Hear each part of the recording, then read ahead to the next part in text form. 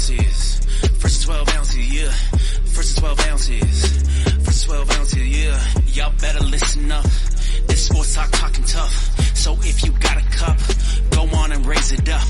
I'll raise one with you as we talk about the sports. It's raining stats and rumors. Let us give you the report. This is first 12 ounces.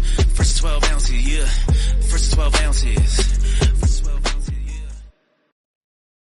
What is up, everybody? Welcome back to another episode of First and 12 Ounces. Hey, it's just a dynamic duo today. The other guys were busy, but hey, life happens. So we still rocking it. We still gonna roll with it.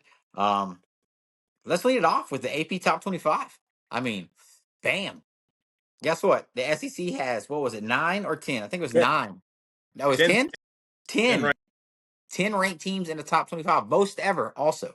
That most ever. So Big Ten can shut up with all their claims of being yada yada. But hey, it is preseason, so it is what it is. But let's cover it. I mean, Texas comes in at 1, Georgia's at 5, Bama's at 8. I think that's where I had Bama ranked too, as 8, I believe. LSU coming in at 9. South Carolina at 13 was a shocker to me. Florida at 15. This was another shocker. Coming in at 18 was OU, which was huge. I didn't even think they were going to make the top 25. But hey, then you got Ole Miss at 21 and Tennessee at 24. What are your thoughts on it? Well, and A&M at 19. I know you hate them, so you probably didn't want to mention it, but they are at 19. Did I forget? That's why, because I didn't list them. Never. Oh, hey, see, that's what always happens. You always forget about little brother. Hey, look, I get it, man. I get it. No, look, I mean, overall, I think it's fine. I mean, look, it's preseason, so like, how much are you really going to put into this? I don't think Penn State should be at 2. I kind of said that when we did our top 10s. I think I had them at like 4 or 5, maybe even 3. I don't remember. You know, I always think it's kind of weird when the coaches poll and AP poll just like move teams like one spot. It's like, come on now, like, what are we doing here? You know, I'm still not as high on Georgia as most. I said that when we did our top 10. I think they take a step back. Look, Gunnar Stockton, you know, while I know he did enough when he came in, right? I don't think Georgia's going to be the same team they've been. I think a lot of that's because of losing players to the draft, right? I mean, you know, when you're that good, unfortunately, that's just kind of what happens. B, I think NIL transfer portal has kind of evened the landscape a lot more, even over the last 2 years compared to the last 5 years. So I mean, I'm not as high on Georgia. The rest of it, look, I mean, I think a lot of it makes sense.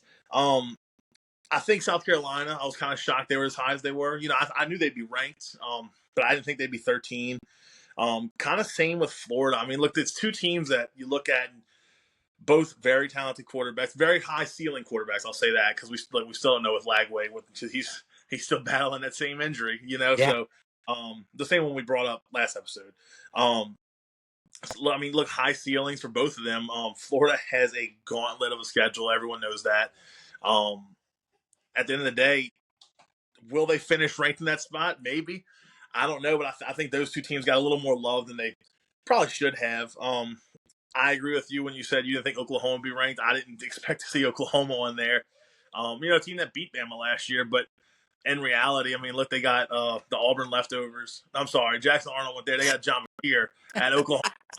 So ready to talk about Auburn and just shit on them. I can't help it. It was Mateer that went to Oklahoma, correct? Yes, Mateer's there. Yes. So he's getting a lot of praise, and I mean, look, we'll see. I mean, Oklahoma has a pretty tough schedule. I mean, obviously they got to play y'all. I mean, we'll see how Mateer handles it. But hey, you know, overall, I mean, look, it's preseason. I think one team that shocked me how low they were was Tennessee. Look, I know they lost Nico. I know they lost a lot of pieces to that team, but I mean, to go from a CFP quarterfinal team to 24th in the nation just because of losing Nico. I mean, because I think in the way too early, you know, way too early 2025 rankings that they come out with like right after the season, Tennessee was ranked like 9th, I think. So look, I know they lost Nico, but I don't know. I was surprised they were as low as they were. But you know, what are your thoughts? What you think? I mean, they did lose a big. I mean, I know they got what is it, Samson or Simpson coming back on a defense, but they lost a big key part. Exactly, they lost a lot on defense too. So, I mean, them set at 24 doesn't shock me. Maybe a little bit higher, not much higher though, in my point of view. Because I mean, look who's playing. Who's your quarterback? Aguilar. He's coming off of a 3-game losing streak. and he was at App State. Like you can't build him up. It's kind of like Mateer. Don't build up a guy that's coming off of 3 losses in a row. I mean, I really don't get it. And then I mean, everywhere else is sitting, I'm okay with. I mean, honestly, Texas sitting at 1 is kind of crazy. It's everyone's like, oh, y'all are pumped up. You should be happy about it. But it's preseason ranking, like we said, and Yeah. preseason rankings usually don't equal out. I think 19 teams that were ranked out of 21 in at the number 1 spot lost and didn't make it to the national championship. Like, I mean, it's not. I mean, Yeah. it's kind of a curse more than anything else. So I mean, hey, but it is what it is. They think we're that good preseason. Let's roll with it. Before we get into spring, I wanted to touch on it just a little bit because we talked about it last Fall, week. not fall. What's that? In the wrong seasons. We in fall. I'm sorry, fall. Yeah, my bad. We talked about it. We talked about it last week. It was one of y'all's picks for before we get into the Texas picks in spring. But it was you know what? I'll save it till after we do spring talk. Okay. I'll talk about it when we talk about our schedules again. But yeah, let's get into spring talk. I mean, I'm Fall. okay with unless you want to touch on AP fall talk. Let's get into fall talk. Let's get into fall talk, dude. I'm so out of it, dude. Like I told you, man, I've been burnt out for a minute. No, Um, unless you want to touch anything else on the AP top 25, or are you good to move on? no, I'm good there. I mean, again, it's preseason rankings. Let's see how it all plays out. That's kind of how I am with it. Absolutely. So spring ball, I mean, the more and more it comes out, the one thing that jumps out of the table for Texas is there aren't many battles that are going on. Fall ball, keep saying spring. I said it again. Damn. The main thing that's coming out of fall ball is there aren't many battles that are happening on the practice field and scrimmages for Texas, and that's simply because they kind of have set what who's going to play where, and then it goes to okay, all these there's a group of athletes that can be fighting for this position. Wide receivers, so Ryan Wingo's leading the way, DeAndre Moore's leading the way. The number 3 right now that's leading the way, that's shocking everybody, is Parker Livingstone. It was supposed to be Stanford transferred Emmett Mosley, but as of right now, Parker's winning that spot out. All the way to the point that Emmett, well, unless Emmett's hurt, so Emmett could be possibly hurt because he didn't even dress out for the scrimmage this past Saturday. But then after that, pushing for that number 4 spot with Mosley is 3 outstanding freshmen in Lockett and McClutchin and what was the other freshman's name? I can't even think of it offhand. But you got three standout freshmen fighting for a number 4 spot with Emmett Mosley, who was supposed to be brought in as a older player that's going to push for that 3 position, and Parker Livingstone's kind of like, hey, I'm here. This is where I want to be, and it showed in the spring game because Arch was willing and dealing to Wingo and Parker more than anything else, which stood out. Which is, I mean, which you love to hear. The other thing, Sark touched on it, and he commented on it too. He said, "Hey, look, our defense is way ahead of our offense right now. It's the same thing as it was last year. Our defense is just they're just ahead of them. Not saying that's a bad thing on offense. Not saying that's an overly great thing about the defense. They're just ahead at this point, period. And then we get into running backs. It's clear Wisner's number 1. Baxter is pretty much number 2. And they're pretty much saying Baxter's probably going to be that red zone goal line back that we needed last year because that was a big issue for Texas. And they're saying that he's standing up in that spot more than anything else. And another thing that Anwar Richardson said, he said, CJ Baxter's Sark's guy. Sark loves Baxter. Loves him. Yeah. So anytime he gets the opportunity to put him in something, he's going to shine. So he's going to do it. Coming at running back, the 3 spot for running back is a big question because everyone thought it was going to be Jared Gibson. And it looks like Christian Clark's kind of stealing it from him. So everyone's kind of like, okay, what's going on? You got Gibson that was, everyone was looking at to be honestly competing for RB2 with Baxter and Clark coming off of injuries, and he just kind of really hasn't made that big jump yet. So it's going to be interesting how that plays out. He should have a big week this week. You're looking for big weeks. This is the time where you start to see players step out and earn their position for game 1. Yeah. So this week you're gonna be getting in plays. You're gonna be getting in the looks of, hey, this player fits this position for Ohio State coming up. You're gonna start seeing play calls and everything else work into, hey, this is what we're gonna run against Ohio State. This is what we like against them. But other than that, I mean, not real bad news coming out of our Texas's second scrimmage. And everything kind of looks good. We'll see how it goes on. What's going on in Tuscaloosa? Yeah, first scrimmage for Bama was this past Saturday. Obviously, I'll talk quarterback first. Ty Simpson looked great.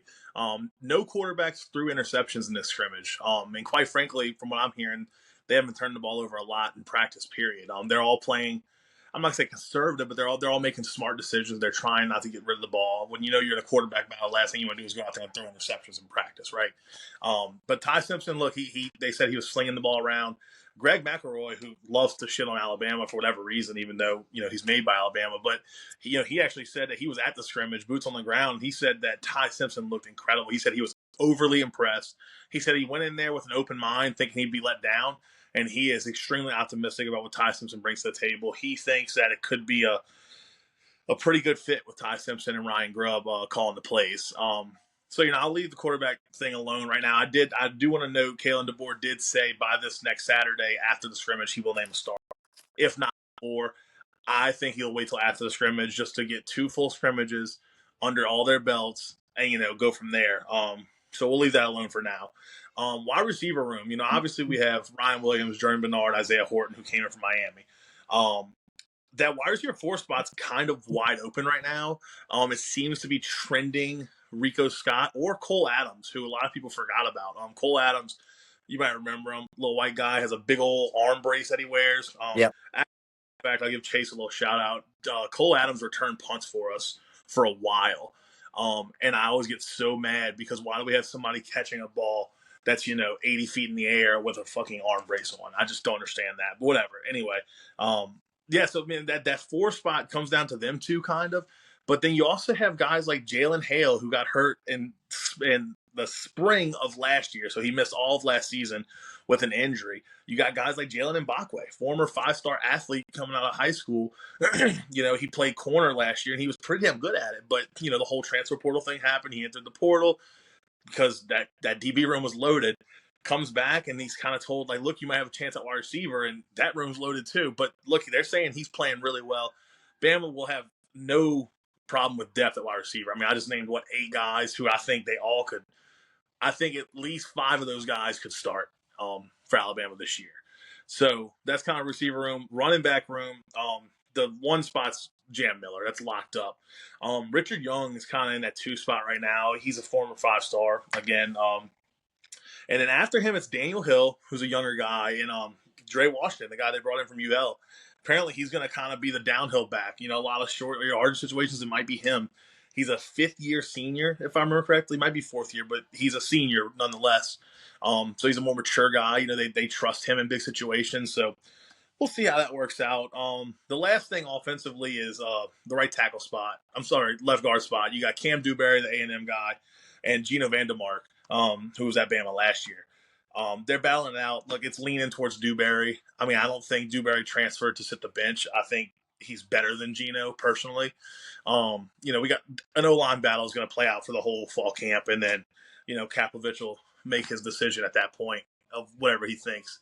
Defensively, we got a lot of shuffling going on, between the different linebacker positions, the edge rush position. D-line's pretty much set. It's going to be Tim Keenan and James Smith, who have looked phenomenal. There's really not much to say there. DBs, you're going to have Damani Jackson, Xavier Brown, Bray Hubbard, and Keon Sabb at the safety. And obviously Cam Calhoun, the Utah transfer. Outside of that, I mean, other guys like Red Morgan, Xavier Mincy, there's other names that I'm forgetting, but that room's loaded. One thing I think Bama will have this year is depth. I mean, there's plenty of names to go around. But look, overall, I mean, the big thing is we're waiting for that second scrimmage to get the true QB1 named. So that's pretty much it for Bama, man. I mean, look, I'm excited to get through fall camp. Hopefully no injuries, man, but just cross your fingers every day that you don't get a notification that Ryan Williams is hurt or something. Yeah, absolutely. Not only that, like I'm really intrigued by the quarterback room at Alabama. I want to see who gets that QB1 spot.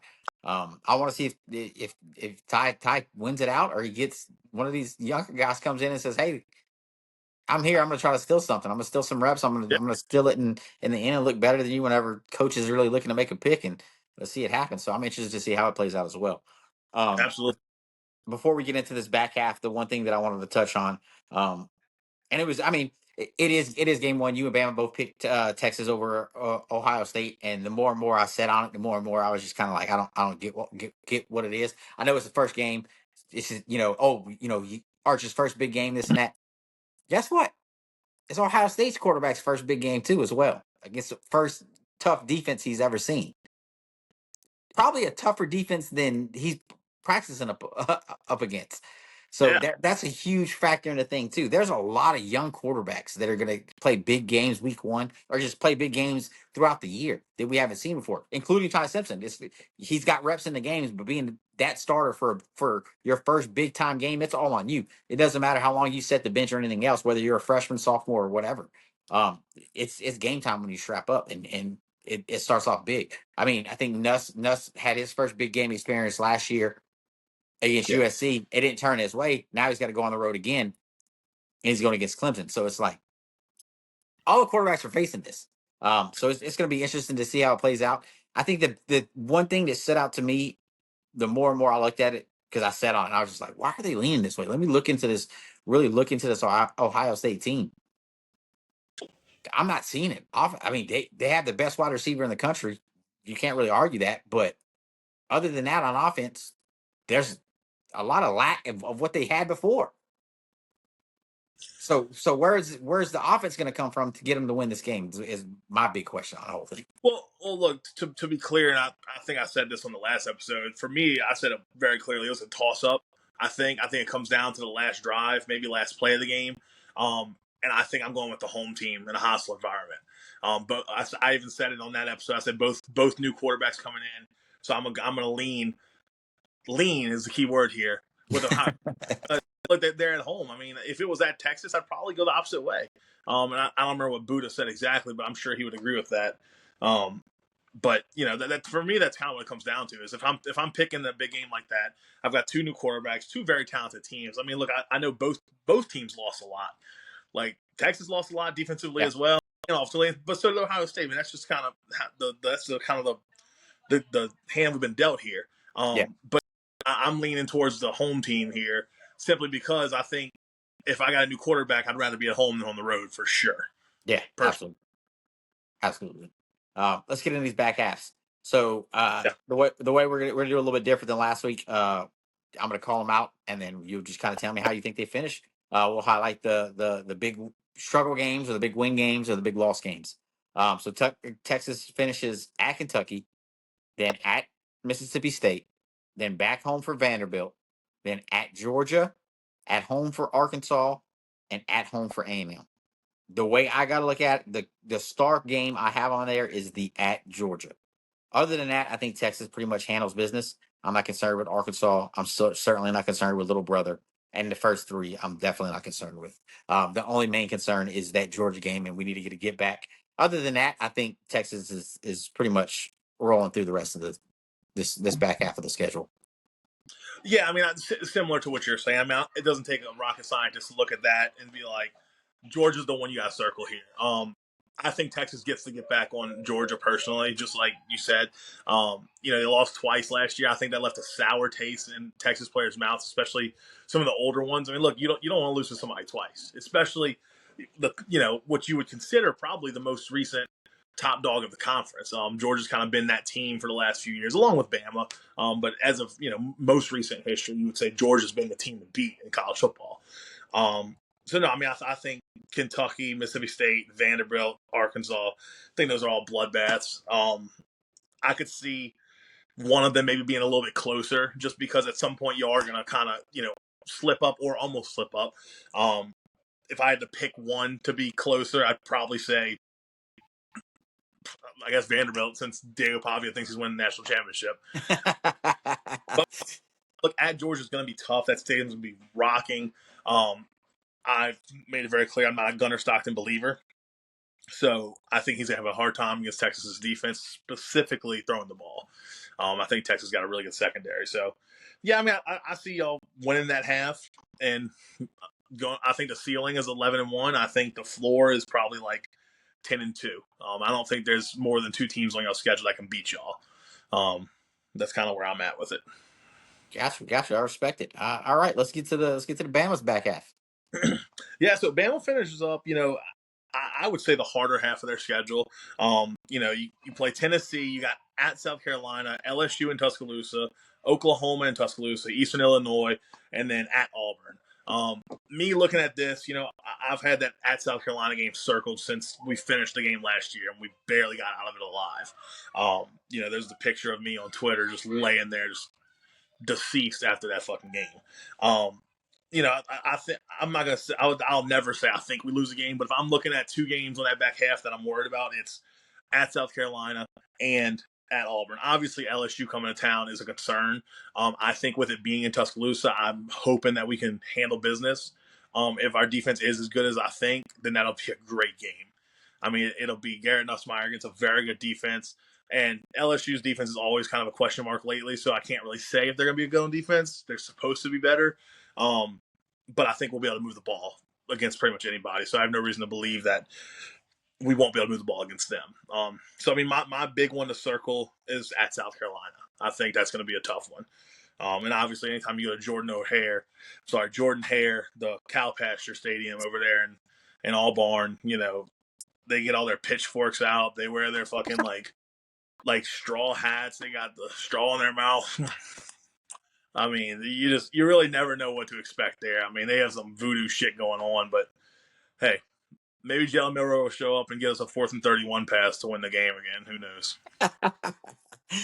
Oh man, good stuff. So y'all's back after me. My question mark games are one of them similar, but the other one isn't. It's Tennessee. Tennessee's been giving y'all issues for the past few years. They always play y'all tough. I think it's a question mark game. I think y'all end up winning the game, but it's one that I got question mark just because I want to watch. Because y'all, the game that series has grown into something that's great. And hey, Nick Saban came out and said the players get up for Tennessee more than they get up for Auburn, which is when he said that I was like, whoa. He's like, yeah. He's like the players they're ready to play Tennessee. He's like sometimes I found it hard to get them up for Auburn. I don't think South Carolina's gonna be an issue with y'all. I still don't believe in Lennar Sellers as a passer. I just don't. I think whenever y'all start to put pressure on him, he's gonna crumble. And then going into LSU game, I think the same thing. If y'all put pressure on Nussmeier, he's gonna do what Nuss does when he gets pressure on him and he can't handle it, and that's throw interceptions. So I see that as an easy win too. OU, you're gonna get to get back, and I think it's gonna be heavy because I don't think this OU team's gonna be anything. Then going to the rivalry, against your Barners that you hate.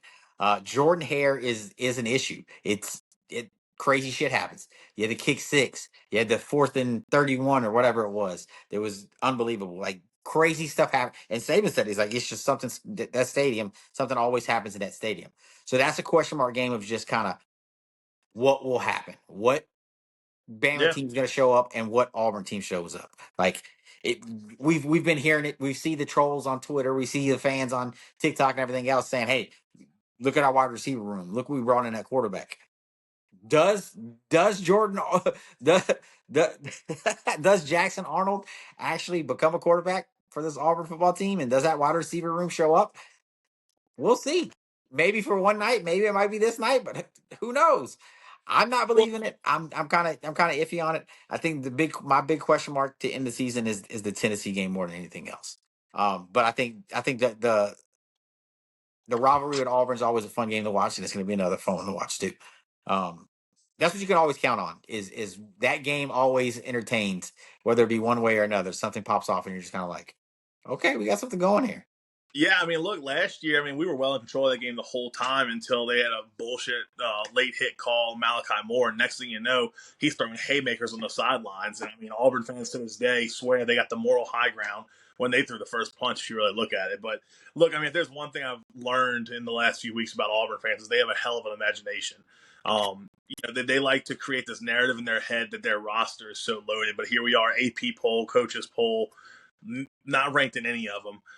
One of those little clowns was talking about Josh Pate had us ranked. Well, Josh Pate had them ranked 24th in one of his polls he did before spring. Now they're not ranked in this poll. So look, do I think we go in there and just walk through it with a win? No, that stadium's cursed. I mean, it just is what it is. I don't make the rules. I mean, they don't even make the rules. They don't even know what they're doing over there. They're just selling hot dogs and hoping to make a profit, I guess. But at the end of the day, you still got to play the game there, and that stadium is cursed. So It's definitely always going to be a game you look at and you're just like What's happening? that. I hear you. I hear you. So here's something that I wanted to touch on that I thought about, and I heard someone else bring it up too about two of Texas's rivals that I can't stand, OU and A&M. And it's funny to say, but I want to get your opinion on it. I think A&M's in a better position to succeed than OU is by leaps and bounds too. I think their trajectory is way on the upside, and OU's kind of confused at who they are anymore. They bring BV in to take over the team, and I mean, he kind of shit the bed. He beat Texas one time, and then outside of that, he hasn't really done anything, um, like at all. Um, whereas A&M brings in Elko, and I mean, they were playing great ball to end the year, and then they kind of just they stumbled. But Yeah. they have a huge upside. They're doing everything right. They're hitting the recruiting right. And as much as I hate to hear it, I mean they're doing everything right. And Elko seems like he knows what he's doing over there. So we'll see how it turns out. I still think they both lose to Texas, of course, but I think Texas A&M has a better trajectory to success than OU does. Yeah, I mean, look, I agree. To be honest with you, for one, I think when you think of head coaches in college football right now, whose seats are warm or hot or scorching, I mean, I think Brent Venables is sitting in a fucking volcano. Look, I think if that team doesn't win 9 games this year, maybe 8. I mean, let's be realistic here. Like, I think 8 is probably realistic for them. I think if they lose any less than that, I think he's fired. I think if they start the season like 0-4 or something crazy, I don't know who they play. I'm not looking at their schedule right now, but I mean, if they're not doing pretty good by like week 5, we might see a midseason fire by one of y'all's little brothers. I mean, that could be kind of wild, right? No, look, I like Elko. I think Elko is a fine coach. Yeah, last year they kind of had it going on, and then they slipped up a couple times, like you said. Probably when they shouldn't have. Um, I mean, I look back at that Notre Dame game because they lost Notre Dame to start the season, right? That was week 1. Yep. I mean, that's a game that they probably should have won. I mean, they had plenty of opportunities. They just unfortunately couldn't get it done. I mean, A&M is one of those teams that was probably a few plays away last year from winning 2 more games. So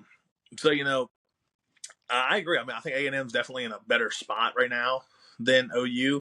I think OU is putting a lot of stock in John Messier, and still stock in Brent Venables. So hopefully he can turn it around. But yeah, no, I mean but both need something to happen this year. One thing about A&M fans, they're not patient. I mean, they're kind of similar to Bama fans in that they are not patient. If Elko doesn't make the playoffs this year, they might be calling for it. So I say that, but then they gave Jimbo I don't know, 7 years, 8 years to try. Yeah, they gave him. I forgot how long it was, but he was there for a while. I think so. Let's talk about this. If OU does turn to move on from BV, I think what they're going to attempt to do, and I think their only move to do, is to try to bring back Bob Stoops, because I don't know who they're going to look to fill in there. I don't know who's going to want that job for one, especially with what BV's done to it, because that roster does not look good whatsoever. No, I mean, I think it's a situation where, like, you kind of have to, in my opinion, you have to reach down a little bit. I think you got to try to get somebody who's looking to step up, maybe like a Sunbelt coach or something. Maybe Sunbelt's a little low, but you know what I'm saying. Like, you got to get somebody who's looking for that step up. Maybe a coordinator in SEC. I mean, look, pains me to say, but I think if Bama's defense is as good as they were last year, I think Kane Womack's probably going to be going. I'd be shocked if he doesn't start getting calls. Will he go? I don't know. I don't know what his aspirations are, but I would assume he would want to step up and be a head coach somewhere. So I could see him being a name called. There's plenty of good coordinators. I mean, Blake Baker at LSU is another one. Like, if he turns that defense around this year and they're actually good, like he was doing at Missouri, I mean, who knows? That's Yeah. 2 names just in my head that I think of. But I think that's definitely it's not a coveted job, so I think it's gonna have to be like somebody who's looking for a step up. Yeah, absolutely. And at one point, it was a coveted job. It was a Yeah, coveted job. It was a coveted job when Lincoln Riley, packed his bags and left. And when they hired BV, I thought it was a bad. I was like, that's to me, that's not a good hire. And everybody's like, oh, you're crazy. He's an OU guy. Watch what he does. And then he just hasn't done it. Hasn't got it done. well, So Yeah, well, the thing with Venables, I mean, when he was at Clemson, I mean, look, we had a grueling 4 years playing against Clemson in the CFP and the national championships.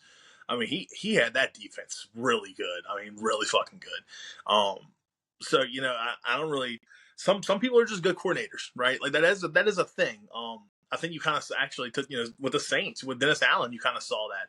I mean, the dude was a pretty good DC, but goes to be a head coach, just a whole different ball game. Just Will completely. Muschamp. Look at Will Muschamp. Yeah, Will must. Muschamp was a great defensive coordinator. Charlie Strong as well, great defensive coordinator. Yeah, They there's get the plenty. head coaching spot, and it's like, well, Charlie did have some success at Louisville before he came to Texas, and then when he came to Texas, it wasn't there. I mean, at the end of the day, like I said, Brent Venables' seat is scorching. So we just got to kind of keep an eye on that because, like I said, we could see a midseason fire. Yeah, absolutely. Here's one that I wanted to throw at you that I just thought of, probably just because of the graphic that came up. Who is you can't pick your own team. You got to pick somebody outside of your team. Who is your defensive player that you got your eyes on coming season? Oh, defensive player, any position, just like that. I think Any should be position. Yeah, any position.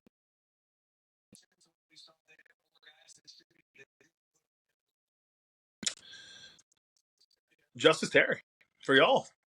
Because of which, honestly, that's kind of a cop out because you've been telling me in camp how he's kind of playing all these positions.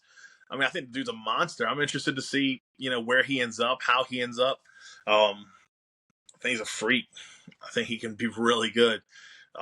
So that'd be one. I'll tell you another one is the corner that LSU got Pickett, DJ Pickett. Oh yeah, The corner that LSU has, he's getting some. My understanding is he's getting some pretty good time with the ones. I think he could be really good. He's one of those new age corners. Bama has one like Dijon Lee is similar. They're both like 6'4", 6'5", like 200 pounds plus. yeah, I just think monsters. 5, and I think Pickett's like 210. I mean, these kids are fucking huge. I mean, my goodness, I get goosebumps thinking about it. They're just massive. No Diddy, but like, I mean, I think he'll be really good. I'm gonna see if he gets a lot. Yeah, honestly, my two are from yours and Buddha's team. I want to see what DJ Lawson does coming back after their injury. I think he's from talking to you and hearing about him. I want to see what he can do, and honestly, I want to see what Weeks can do. Yeah, He was kind of an unknown, and he came out last year and he made a big impact for that defense. I want to see if he keeps the momentum. I want to see if it's still there this year, or does he kind of fade and like he'll be that because some athletes show up for a year and you're like, oh, this dude's a stud, and then you're like, oh, what happened to him? Like, yeah. No, so those well, and I those think the thing with Weeks is that this year, I mean, he'll have Perk playing with him the whole year. God willing, obviously, Perk's coming back from a pretty tough injury. So I mean, look, it'll be interesting how they mesh together. I mean, obviously it's defense. The object is to get to the football, right? They don't have to really mesh, I guess. But I mean, that could be two pretty big pieces on LSU's defense. So we'll kind of see how it plays out. Yep, absolutely. But that's it. I think that's all I got for us, guys. Guys, I say guys, and it's just me and you. Oh, listeners, if you got any listeners, I know Peanut will probably hear this, so he'll probably hit you up. Cole will be at the Clemson LSU game. They may have possible spot for a tailgate that they're going to, but if y'all know of any good tailgates that they should check out while they're out there, let him know. Hit him up on Twitter. Let us know in the comments on YouTube. Like, let him know he's trying to have the best time he can while he's out there, and watch Clemson beat up Yeah. on the LSU kiddies. Um, but hey, I think that's all we got for y'all today. As always, y'all have a good one. Oh, wait. We got one more thing. Every week I talk about Auburn, their recruiting class, and unfortunately, some poor 5-star committed to them. So now they're like 35th in the nation. Okay, whatever. The joke's over, Cole. Move on. Like, no, the joke's not over. Look, Hugh Freeze is stuck at the strip club. Auburn is going to be stuck out of the top 10 recruiting classes. The sky's falling in Auburn, I think, this year. I think this is the year the sky just falls on them. Ticket sales are going to go down. Season ticket holders are going to move to Tuscaloosa and be like, fuck this, we're out. I think it's going to be magical. I can't wait for it. So, roll damn. They're gonna move to Tuscaloosa. Oh man, they're gonna love you for that one when that one goes up. Hey, that's all we got for y'all. As always, hook 'em. Roll Tide, baby. ounces. First 12 ounces, yeah. First 12 ounces. First 12 ounces, yeah. Y'all better listen up. This sports talk talking tough. So if you got a cup, go on and raise it up. I'll raise one with you as we talk about the sports. It's raining stats and rumors. Let us give you the report. This is First 12 ounces. First 12 ounces, yeah. First 12 ounces.